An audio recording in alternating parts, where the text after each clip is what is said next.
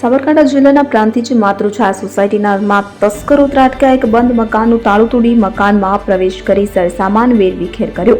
ઘરમાંથી કંઈ ન મળતા તસ્કરો વેલા મોડે પરત ફર્યા હતા. તો વહેલી સવારે બંધ મકાનનો દરવાજો ખુલ્લો જોતા આજુબાજુમાં રહેતા રહીશોએ તપાસ કરતા તસ્કરો ત્રાટક્યા હોવાનું સામે આવ્યું. તો માતૃછાયા સોસાયટીમાં રહેતા મનીભાઈ કેશાભાઈ પટેલના બંધ મકાનનું તાળું તોડી તસ્કરોએ ઘરમાં પ્રવેશ કર્યો હતો. છેલ્લા 5 વર્ષથી સમગ્ર પરિવાર અમેરિકા ખાતે રહે છે. પડોશીઓ દ્વારા પ્રાંતિજ પોલીસને જાણ કરતા પ્રાંતિજ પોલીસ ઘટના સ્થળે દોડી આવી હતી અને વધુ તપાસ હાથ ધરી હતી. ચોરીની ઘટનાને લઈને સોસાયટીમાં રહેતા રહીશો તથા આજુબાજુની સોસાયટીના રહીશોમાં ભયનો માહોલ ફેલાયો છે.